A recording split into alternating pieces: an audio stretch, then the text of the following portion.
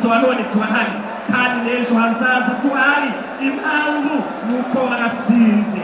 Uyu mwanya gusaba umugisha Jehovah Jireh imiryango bafite ubuzima bwabo bahagaze hano nk'abantu, ariko Imana ubagiriye neza, ubaha ibyiza, ubaha umunezero mwinshi, ubaha amavuta menshi, ukingura imiryango y'ibyiza mu buzima bwabo. Umugisha wawe ubareho, amavuta yawe abareho, kandi iki giterane cyose kigira umugisha wawe.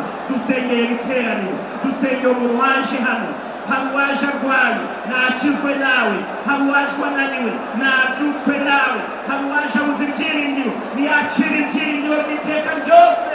Turasenga umuntu wese urarema ibintu bishya, maze uhindura indirimbo abantu baririmbaga, ubaha indirimbo nshya, ubaha amateka mashya, ubaha ubuzima bushya, ubaha ibyiringiro bishya, ubahe guhishurirwa Kristo, bamumenye neza, bamenye ko ari umwami, bamenye ko ari umukiza.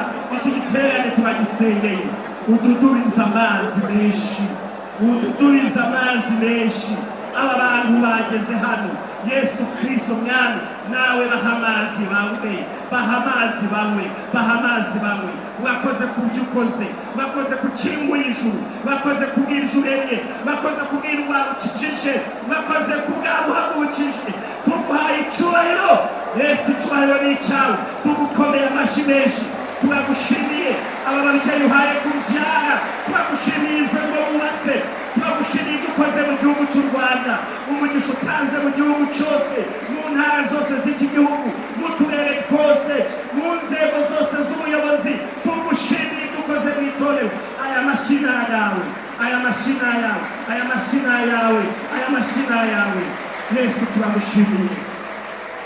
Mwese ni mu ngo amena, umwe kabiri gatatu ni mu ngo haleluya, mwongere mu ngo haleluya, Jehovah Jireh haleluya.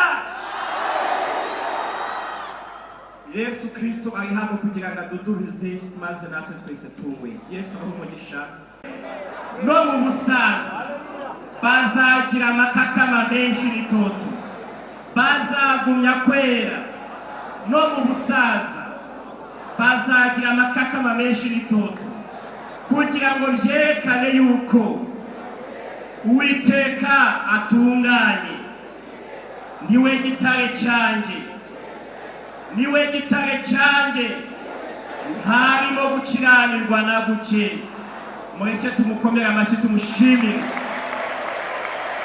Turi hano kugira ngo dushimire Imana ibyo yakoze, kandi tuyishimire kugira neza kwayo kwinshi, kuko ibyo yakoze twabiresheje amaso yacu.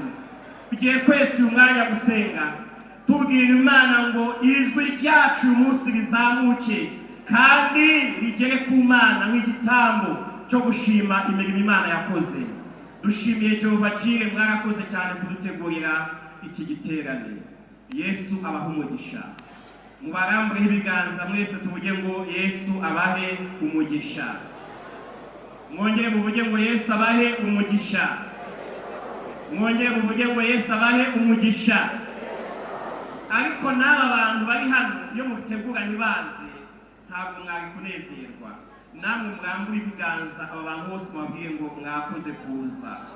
Muvuge ngo Yesu abahe umugisha. Yesu abahe umugisha. Yesu abahe umugisha.